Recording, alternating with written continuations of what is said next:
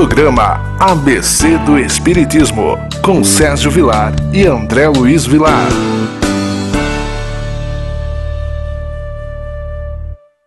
Queridos amigos, programa ABC do Espiritismo, pela nossa querida TV Mundo Maior. Que alegria, mais uma vez, estar entrando pela sua casa, aonde você está, com o seu celular.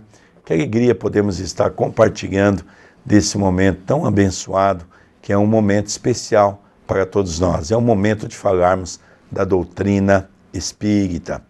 Programa ABC do Espiritismo, apresentado por Sérgio Vilar e André Luiz Querini Vilar. Queridos amigos, antes de nós iniciarmos hoje o trabalho sobre o que nós preparamos do Livro dos Espíritos, tudo bem com você, André Luiz? Tudo bem, querido Sérgio, que alegria em podermos estar juntos nesta oportunidade com este programa, levando luz, esperança. Mandamos um abraço saudoso a todos aqueles que entram em contato conosco, que nos abraçam, que mandam as suas mensagens. Gratidão. O que nós elegemos hoje, André, para o nosso telespectador da TV Mundo Maior? Hoje nós vamos ver o Livro dos Espíritos, livro 2º, capítulo 2º, Encarnação dos Espíritos. Nós vamos ver um tema muito interessante, que é um tema que muitos de nós passamos, que é a relação com o materialismo. São duas questões que Kardec faz, duas respostas que ele obtém da espiritualidade e também tem uma longa colocação que nós vamos ter oportunidade de vê-la parcialmente por conta do nosso tempo. Então hoje veremos a questão 147. Por que os anatomistas, os fisiologistas e, em geral, os que se aprofundam nas ciências naturais são geralmente levados ao materialismo? Resposta: o fisiologista refere tudo ao que vê. Orgulho dos homens, que tudo creem saber, não admitindo que alguma coisa possa ultrapassar o seu entendimento. Sua própria ciência os torna presunçosos. Pensam que a natureza nada lhes pode ocultar. É interessante, né? Kardec traz faz essa pergunta e os espíritos respondem à humanidade em 1855 a 1857, que é o período que ele preparou todo esse material para a publicação de O Livro dos Espíritos. O que nos chama a atenção é que a medicina naquela época, por exemplo, era muito limitada, extremamente limitada. Qualquer doença, as pessoas morriam. Não tinha medicação, não tinha hospitais a ponto de cuidar das pessoas como nós temos hoje, já bastante avançado. E é interessante, né, que praticamente 162 anos se passaram da codificação dessa obra, que até hoje nós estamos percebendo que a ciência cada dia vem trazendo novas descobertas. E é interessante que até hoje nós estamos vendo pessoas formadas na condição de médicos, de profissionais da área da saúde acharem que já sabem tudo. Então ele diz que exatamente isso é a presunção da criatura humana, é o orgulho, é o egoísmo, as pessoas já acharem que sabem de tudo. É interessante, né? Nós temos muitos amigos médicos, não é? E conversando com eles, quando eles vão falar, por exemplo, de uma determinada doença, de um determinado diagnóstico, é interessante que cada um vê de uma maneira diferente. Não é? Cada um se posiciona de maneira diferente, demonstrando que realmente ainda há muita confusão em todas essas áreas da ciência. Por quê? Porque tem médico que parou no tempo. Se formou há muitos anos atrás, não fazem mais curso, não se atualizam. Não é? Tem muitos que estão vindo aí com um cabedal muito grande de conhecimento. Então esse é o grande problema. As pessoas vão achando que já tem um conhecimento pleno, a questão do orgulho e do egoísmo faz com que as pessoas se achem muito importante, e é aí que as pessoas não conseguem ver nada que não seja apenas no campo da matéria. E é um alerta para nós outros. Não precisamos ser um médico para ter esta presunção, não precisamos estar ligado a estas áreas que Allan Kardec nos disse. Tem momentos que na nossa própria área imaginamos já ter um conhecimento absoluto. Precisamos compreender que estamos numa dimensão muito atrasada do ponto de vista moral e intelectual. Isso significa que todos os dias tem o avanço, o progresso. Não podemos parar no tempo e também não podemos ter aquela ideia de que já somos, naquela área, naquele assunto, a maior autoridade.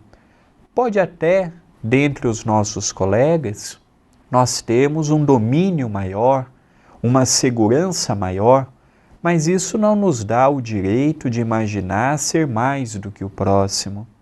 Precisamos começar a olhar para os empréstimos que Deus nos deu, como a inteligência, a oportunidade de estudarmos, a oportunidade de aprofundarmos em determinadas áreas, como oportunidades de trabalho, como oportunidades de ajudarmos aqueles que sabem menos, que têm um atraso no pensar, um atraso no compreender. Nós ficamos, em alguns momentos, ouvindo as pessoas, o modo que se expõe, o modo que se fala, e nós já conseguimos olhar o outro lado. Conseguimos compreender que tudo na vida dá muitas voltas e que amanhã esta mesma pessoa poderá compreender que existe uma verdade maior do que a verdade que ela imaginava compreender.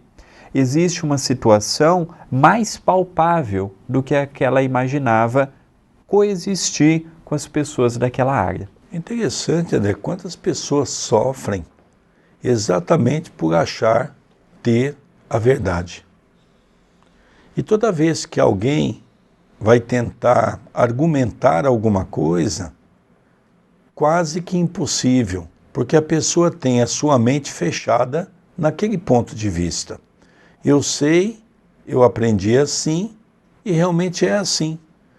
E você tocou num assunto sublimado. Nós estamos aqui numa escola para aprender. Por mais que nós conheçamos a área que nós atuamos, ainda é muito pouco. Vai haver muitas descobertas. E o progresso é infinito, é constante. Então nós temos que aprender a ter essa humildade, que é o que os Espíritos dizem a Kardec, para que a gente possa então rever esses pontos. E aí nós podemos também trazer para o lado do espiritismo, porque tem muito espírita extremamente vaidoso, materialista. Nós não podemos pegar uma classe e isentar a nossa própria classe. Tem muitas pessoas que imaginam que o conhecimento que tem do espiritismo já lhe dá a condição de ler uma obra e dizer assim, essa obra é isto, esta obra é aquilo. Precisamos ter o entendimento de que Kardec, os companheiros de Allan Kardec, depois veio Chico Xavier com toda uma pleiade junto com ele para o trabalho da disseminação da mensagem espírita. Tudo que eles nos deixaram é muito pouco. Nós ainda não temos subsídios para literalmente dizermos assim, isto não existe no mundo espiritual. Nós conhecemos pouco do mundo espiritual. André Luiz disse 1% do mundo espiritual. Não posso ler as obras de André Luiz e achar que já sou um conhecedor do mundo espiritual. André Luiz contou do umbral para baixo, não contou do umbral para cima. Ele contou até Nosso Lar, que é uma cidade de periferia.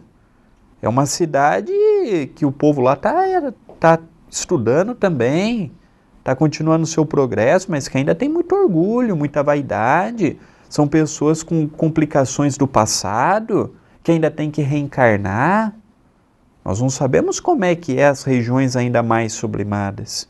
Então, no próprio campo espírita, nós temos visto muitas discussões, muitas dissidências, muitas separações, e enfraquece o movimento, enfraquece a religião, enfraquece os centros espíritas.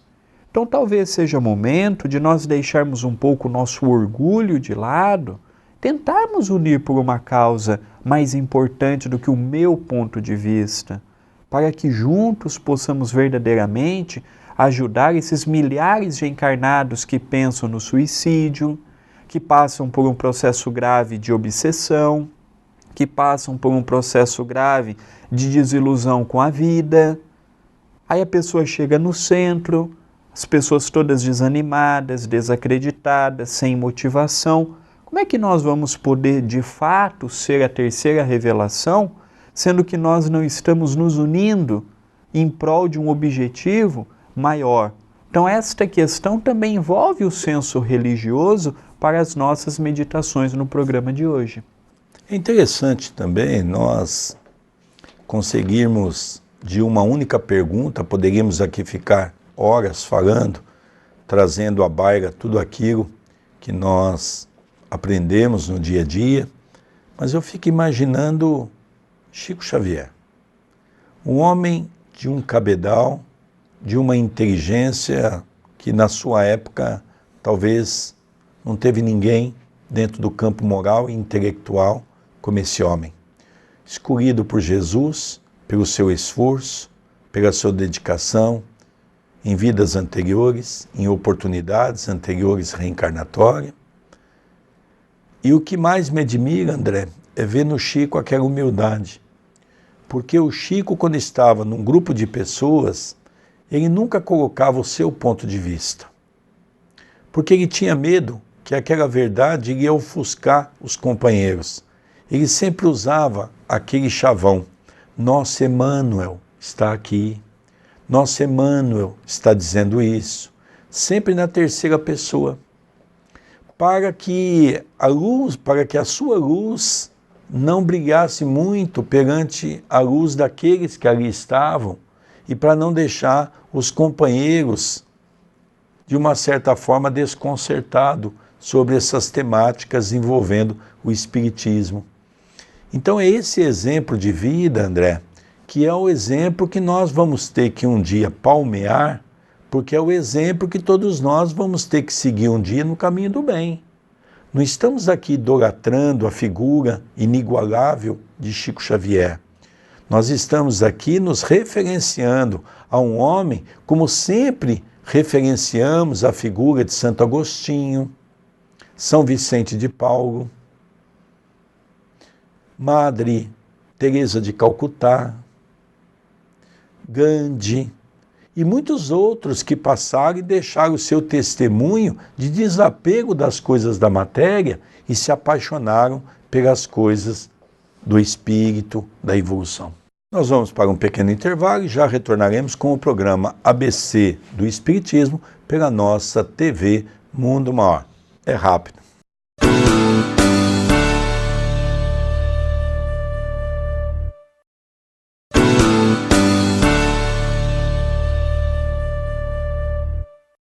Queridos amigos, retornamos com o programa ABC do Espiritismo pela nossa TV Mundo Maior. Que alegria, programa apresentado por Sérgio Vilar e André Luiz Querini Vilar. Hoje nós estamos estudando uma página do Livro dos Espíritos.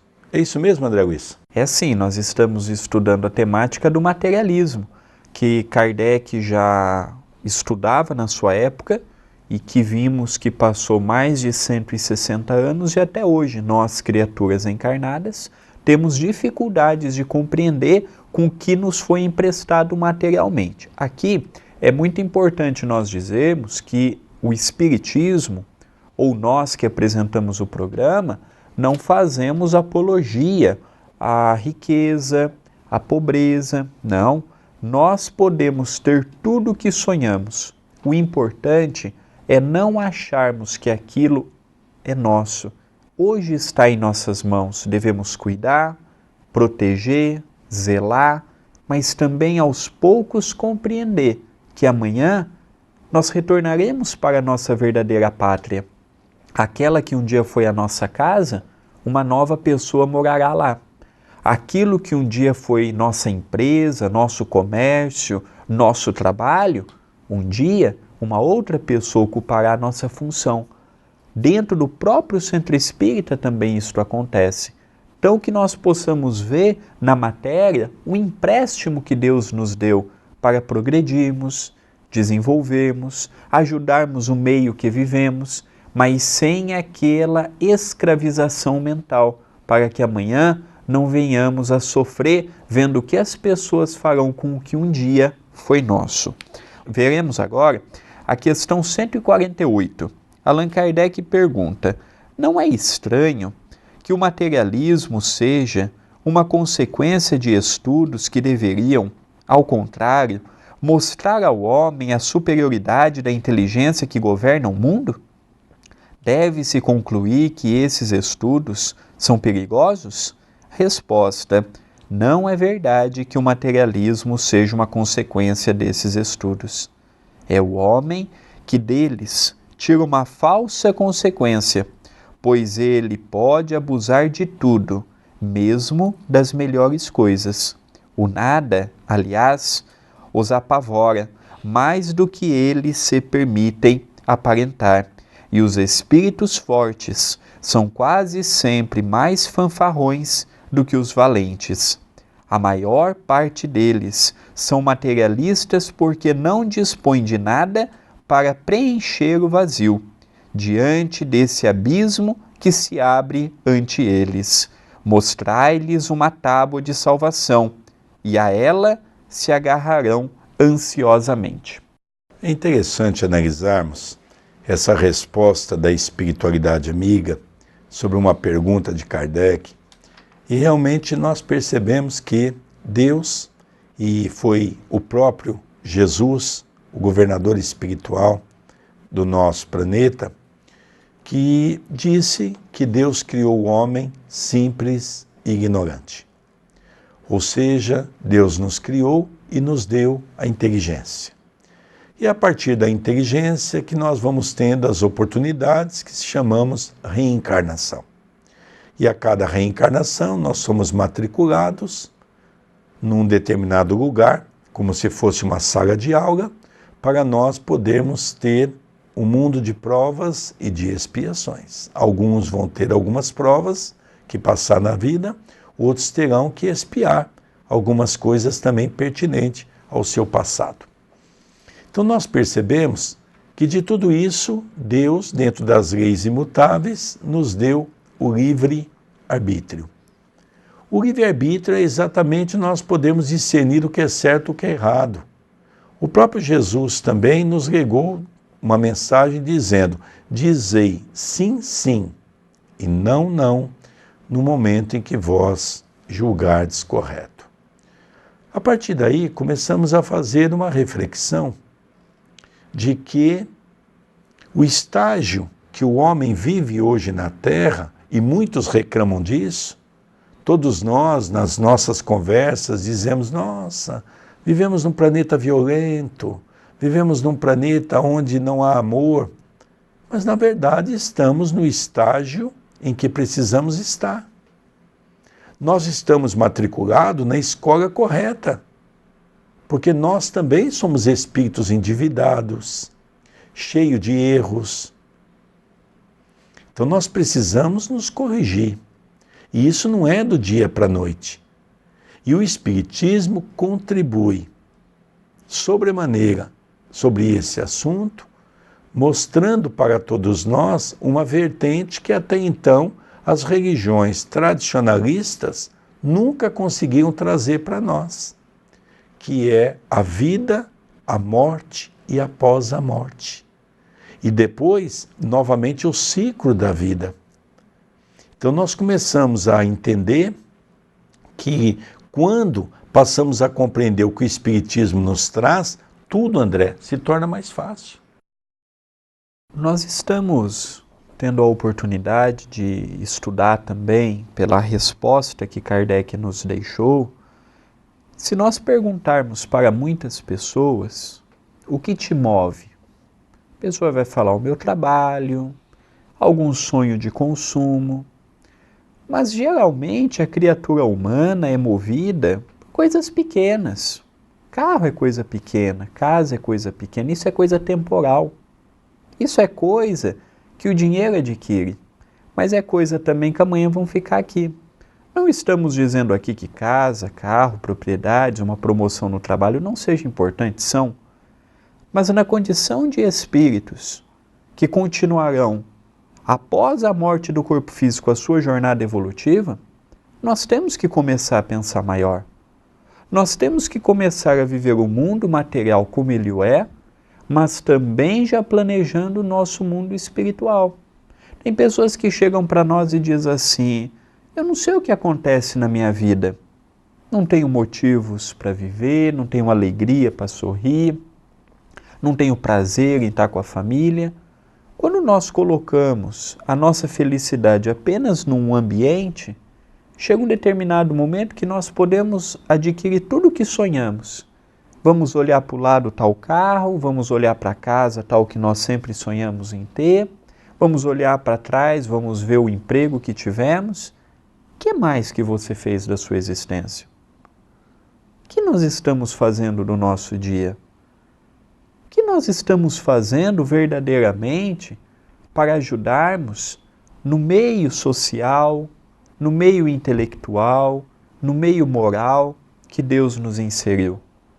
É isto que nós precisamos começar a analisar, porque a criatura humana, ela caminha por um viés e ela não compreende que determinadas coisas que acontecem são oportunidades para repensar. Será que vale a pena seguir este caminho? Será que vale a pena seguir aquele outro caminho? As pessoas que têm a oportunidade de trabalhar numa desobsessão compreendem a dificuldade que é para um espírito que se julga encarnado e quando vai compreender sua realidade é outra. Aquela casa que era dele hoje passa a não ser. Aquele carro que ele tinha passa a não ser. E como ele nunca trabalhou o desapego, ele passa a ter muitas dificuldades que nós podemos começar a ir trabalhando de outro modo, para não sofrermos tanto com aquela ideia: é meu, é minha, eu possuo. Eu queria que você desse uma sintetizada, André, agora, na visão de Kardec. É uma matéria bastante ampla, mas dá para sintetizar um pouco. E para o nosso telespectador entender também, André, o sofrimento do espírito. Quando chega no mundo espiritual, imaginando que todos aqueles bens lhe pertenciam e vê a família dar cabo de tudo, não é? Vamos ver um pouquinho o que Kardec pensa sobre essa temática. Comentário de Allan Kardec. Por uma aberração da inteligência, há pessoas que não veem nos seres orgânicos nada mais que a ação da matéria, e a esta atribuem todos os nossos atos. Não veem no corpo humano senão a máquina elétrica, não estudaram o mecanismo da vida senão no funcionamento dos órgãos. Viram-na extinguir-se muitas vezes pela ruptura de um fio e nada mais perceberam além desse fio. Procuraram descobrir o que restava e, como não encontraram mais do que a matéria inerte, não viram a alma escapar-se e nem puderam pegá-la. Concluíram que tudo estava nas propriedades da matéria e que, portanto, após a morte, o pensamento se reduz ao nada. Triste consequência, se assim fosse, porque então o bem e o mal não teriam sentido. O homem estaria certo ao não pensar senão em si mesmo e ao colocar acima de tudo a satisfação dos prazeres materiais. Os laços sociais estariam rompidos e os mais santos afetos destruídos para sempre. Felizmente, essas ideias estão longe de ser generalizadas. Pode-se mesmo dizer que estão muito circunscritas, não constituindo mais do que opiniões individuais, porque em parte alguma foram erigidas em doutrina. Uma sociedade fundada sobre esta base traria em si mesma os germes da dissolução e os membros se desperdiçariam entre si como animais ferozes. Então, André, as duas perguntas que compõem essa parte é exatamente sobre a questão por que as pessoas que mexem com o corpo, principalmente quando há o desencarne, por que elas não conseguem ver a questão da espiritualidade que coabita aquele corpo, porque tem que haver uma análise, nós temos que usar a nossa inteligência. Por que não há O que faz da vida aquele corpo que está inerte, né?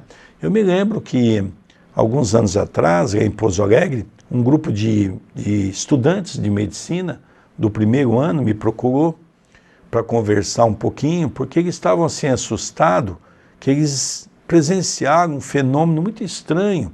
Ele estava dissecando um corpo e, de repente, eles cortando o corpo, começou a ter alguns efeitos de materialização naquela sala.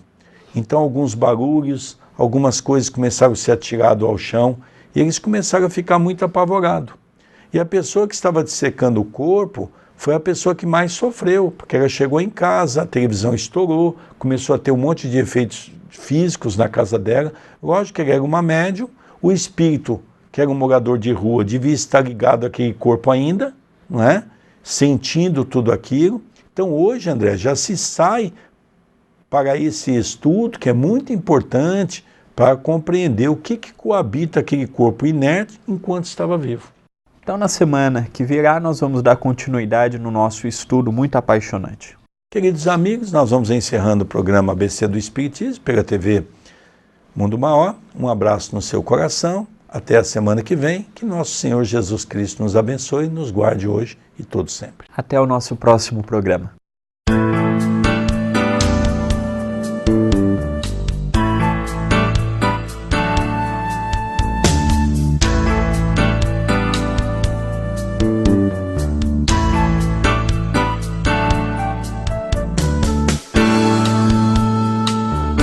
Você assistiu o programa ABC do Espiritismo, com Sérgio Vilar e André Luiz Vilar.